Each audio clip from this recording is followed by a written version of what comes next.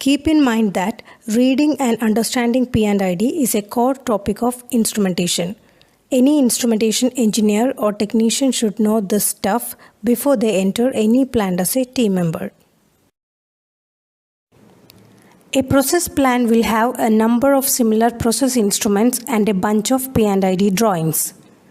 If a technician has to find a P&ID drawing associated with a particular instrument, then he has to note down the tag number of that particular instrument and check a document called Instrument Index to get the exact P&ID number associated with that instrument. Instrument Index. Instrument Index is a document containing list of instruments within a plant. Instrument Index shall include tag number of all physical instruments and pseudo instruments like DCS indications. This is a typical instrument index document. This gives us information about tag number, instrument type, service and location of instruments, and corresponding P&ID number. Now we have the exact P&ID drawing corresponding to the particular instrument with us. The first page of P&ID is naturally the cover page. The second page is the index sheet. Index sheet of P&ID gives us an idea about the drawing number, description of P&ID, and the revision number of the drawing. The first drawing made is represented as R0. Any change made in the drawing from R0 is represented as R1. Respectively, the further changes are represented as R2, R3, and so on. Next sheet is P&ID Symbology Legend. This sheet gives us an idea about almost all the symbols and abbreviations used in this P&ID. This is a typical P&ID. P&ID drawing has mainly three parts. The first is title and revision block. Second one is notes block, and the third part is drawing and description block.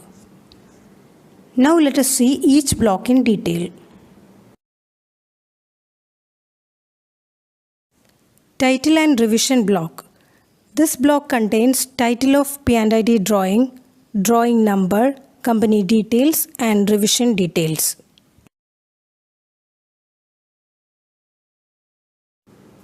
The notes block. This block explains any special symbols and conventions used on drawing.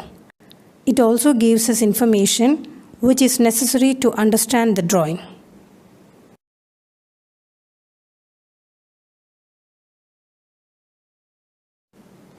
Now the last block is drawing and description block. This block includes the P&ID drawing and its necessary descriptions. Now I will explain how to read this P&ID.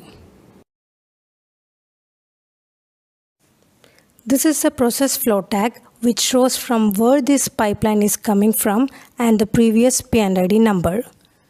From this tag, we can understand that this pipe is coming from scrapper launcher.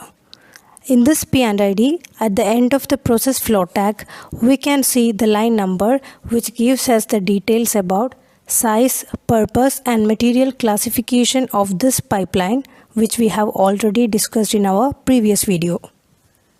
The main line divides into two streams through a T-joint. As flow T is mentioned here, it is understood that a special type of fitting called flow T is used in this pipeline. Any special type of fittings used will be clearly mentioned like this in a P&ID. Now we follow this main stream. Here we can see a ball valve XOV201U in between the pipelines. Below this ball valve symbol, it is written as Note 9 and 10. To know what Note 9 and 10 is, we have to check the notes block which we had mentioned earlier. When you see a note like this near to any instrument, you have to check the note block to get more idea about that instrument.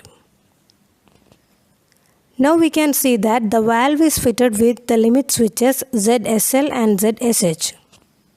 This limit switches shows the open and closed status of the valve. ZLL and ZLH shows the corresponding running lights in local panel and control room. Now when we see the actuator of the valve XOV, we can understand that the valve is a pneumatic valve as pneumatic lines are entering the valve. When we follow these pneumatic lines, we can see two solenoid valves from where the pneumatic lines are coming. As close is mentioned near to XSV201A solenoid valve, this valve is used to close the XOV valve.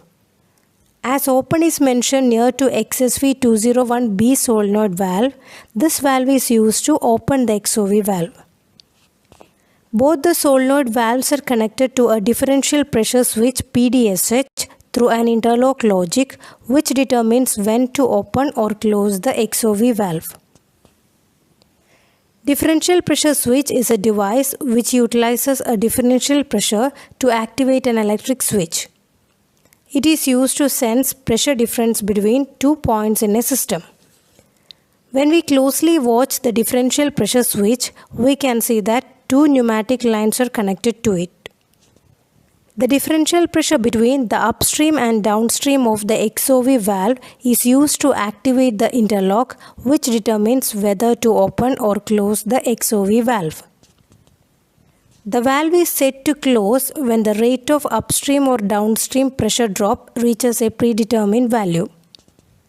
PDAH is indicator alarm light in panel which indicates that differential pressure across XOV is high. By this we come to the end of this video. Hope you got an idea about how to read a P&ID. If you like this video, please support us by subscribing our channel.